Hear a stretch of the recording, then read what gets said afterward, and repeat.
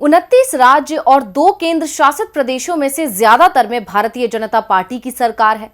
कुछ में तो पार्टी जनता जनार्दन के सहारे जीती, तो कुछ में उसने जनादेश को ही बदल दिया, विपक्ष के किले में सेंधमारी की और सत्ता पलट करवा दिया, जिसका ताजा उदाहरण महाराष्ट्र है। और उससे पहले बीजेपी अपनी ये चाल कर्नाटक, मध्य प्रदेश में भी चल चुकी है और सफल भी हो गई है। लेकिन इस बार बीजेपी का खेल फेल होता दिख रहा है और बीजेपी अपने ही दांव से खुद ही पस्त नजर आ रही है।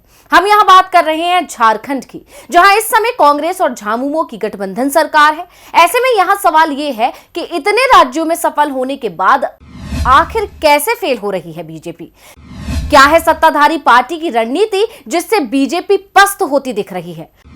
और सत्ताधारी पार्टी के जिन दावों को बीजेपी झूठ बता रही है, उसमें कितनी हो सकती है सच्चाई? इन सभी सवालों पर चर्चा करने के लिए मैं अर्शिता श्रीवास्तव हाजिर हूं स्पेशल रिपोर्ट के साथ। तो आइए जानते हैं कि कैसे सत्ताधारी दल इस बार बीजेपी के दाव को फेल कर रहा है और बीजेपी कैसे अपनी ही चाल से इस बार पस्त हो रही है। कर्नाटक, मध्य प्रदेश और महाराष्ट्र के बाद अब बीजेपी की नजर झारखंड पर है, जहां सरकार में गैर बीजेपी राजनीतिक दल हैं।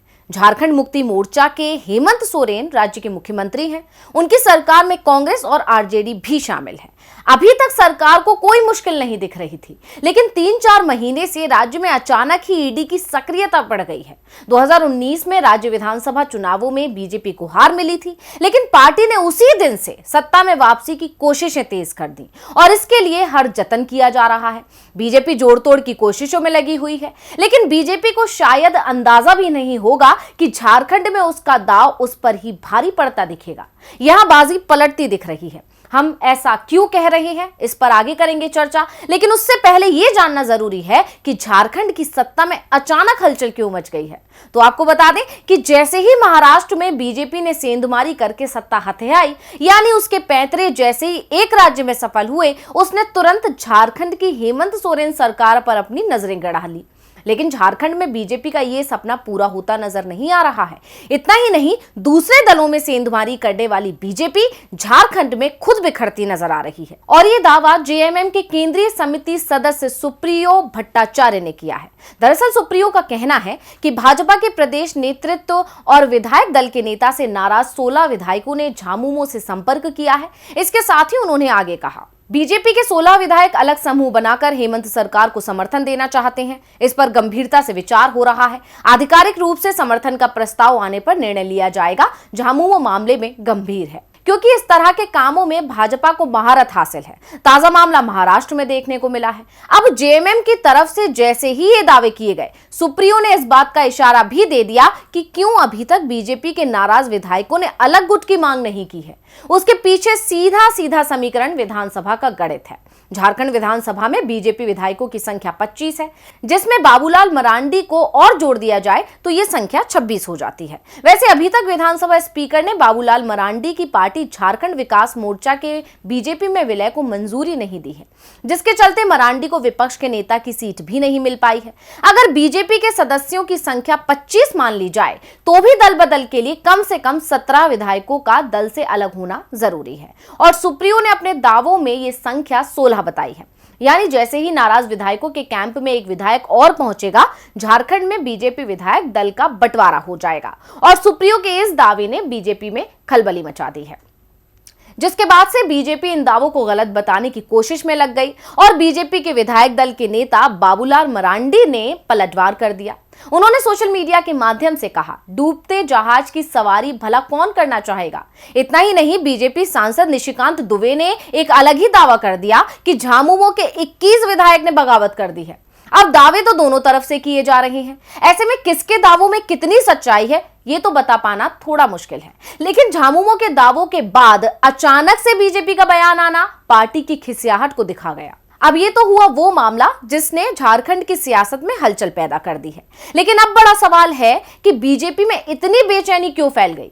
क्या सत्ताधारी पार्टी के दावों में कोई सच्चाई है? क्या झामुमो को तोड़ने में जुटी बीजेपी अब खुद टूटने वाली है? ये वो सवाल हैं जो इस समय सियासी गलियारों में उठ रहे हैं कि आखिर सभी राज्यों में बीजेपी इसी चाल से कामयाब हो गई तो इस बार कैसे फेल हो रही है। और सत्ताधारी पार्टी बीजेपी पर भारी कैसे पड़ रही है?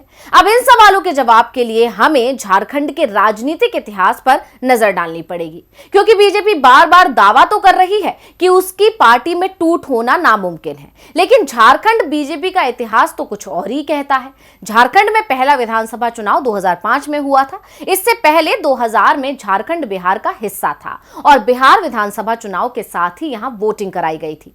विधानसभा चुनावों के कुछ समय बाद अलग झारखंड राज्य का गठन हुआ और राज्य में एनडीए की सरकार बनी। बाबूलाल मरांडी मुख्यमंत्री बनाए गए, लेकिन उनके खिलाफ बीजेपी और उसकी सहयोगी पार्टियों ने बगावत कर दी, जिसके चलते बाबूलाल मरांडी को सत्ता छोड़नी पड़ गई थी। बीजेपी ने सत्ता बचाने के लिए 18 मार्च 2003 को अर्जुन मुंडा को मुख्यमंत्री बना दिया। 2005 के विधानसभा चुनावों के बाद बीजेपी में बगावत हो गई। बाबूलाल मरांडी के साथ पार्टी के कई नेता बीजेपी छोड़ गए और मरांडी ने 2006 में झारखंड विकास मोर्चा की स्थापना की। मरांडी के साथ बीजेपी के 5 विधायक भी चले गए। जब उपचुनाव कराए गए तो कोडरमा से मरांडी निर्विरोध चुन लिए गए। मरांडी के साथ गए अधिकांश लोग भी सदन में पहुंचे। मरांडी की बगावत के चलते बीजेपी के हाथ से सत्ता फिसल गई थी। इसके बाद मरांडी बीजेपी के गले की फांस बन गए। 2020 में बाबूलाल मरांडी की बीजेपी में वापसी कराई गई। बाबूलाल मरांडी ने अपनी पार्टी झारखंड विकास मोर्चा प्रजातांत्रिक का भारतीय जनता पार्टी में विलय कर दिया और इसके एक हफ्ते बाद ही मरांडी को पार्टी की ओर से बड़ी जिम्मेदारी सौंपी गई और मरांडी को झारखंड विधानसभा में बीजेपी विधायक दल का नेता चुने जाने का ऐलान कर दिया गया। साथ ही मरांडी के करीबियों को बड़ी जिम्मेदारी सौंपी गई, क्योंकि राज्य में पार्टी को एक आदिवासी चेहरे की तलाश थी। मरांडी का कद बीजेपी में बढ़ता चला गया तो पूर्व सीएम और इस समय केंद्र सरकार में मंत्री अर्जुन मुंडा के साथ ही पूर्व सीएम रघुवर दास का कद पार्टी में छोटा होता चला गया। कुछ समय पहले तो अर्जुन मुंडा के तो पार्टी छोड़ने के कयास भी लगाए जाने लगे थे। दावा किया जा रहा था कि मरांडी के बीजेपी में आने से वो खुश नहीं है, लेकिन मुंडा ने अपनी नाराजगी का सार्वजनिक रूप से प्रदर्शन नहीं किया। रघुवर दास भी नाराज बताए जा रहे हैं। दरअसल रघुवर दास राज्यसभा के टिकट की दावेदारी कर रहे हैं, लेकिन बीजेपी आलाकमान रघुवर दास को अब मौका देने को तैयार नहीं दिख रहा है। यानी बीजेपी के अंदर नाराजगी बढ़ती जा रही है और जेएमएम ने इसी ओर इशारा किया है। अब इस पूरे किस्से ने बीजेपी के उन दावों को तो खारिज कर दिया जिसमें उसका कहना था कि बीजेपी में बगावत हो ही नहीं सकती। साथ ही सत्ताधारी झारखंड मुक्ति मोर्चा के दावों पर मोहर लगा दी। ऐसे में अब जिस तरह का दावा जेएमएम की तरफ से किया जा रहा है कि बीजेपी के करीब 16 विधायक उसके संपर्क में हैं और ये विधायक अलग समूह बनाकर हेमंत सरकार को समर्थन देना चाहते हैं, तो अब इन दावों में कुछ तो सच्चाई नजर आ रही है, क्योंकि जिस तरह से अर्जुन मुंडा को मुख्यमंत्री बनाने से बाबूलाल मरांडी नाराज हो गए थे, ऐसे ही इस बार मरांडी को नेता प्रतिपक्ष बनाए जाने से कोई और नाराज हो गया हो, क्योंकि एक बार फिर बीजेपी ने वही गलती दोहराई है जो उसने 2005 में दोहराई थी कि सिर्फ वर्तमान स्थिति संभालने के चक्कर में पार्टी ने दूरगामी परिणामों के बारे में नहीं सोचा और बाबूलाल मरांडी को पार्टी में वापस लाने के लिए उनको और उनके करीबियों को बड़े पद सौंप दिए और पार्टी के उन दिग्गजों को दरकिनार कर दिया जो बीजेपी के साथ रहे थे। तो आज की इस स्पेशल रिपोर्ट में बस इतना ही। फिर हाजिर होंगे एक और स्पेशल रिपोर्ट के साथ। नमस्कार।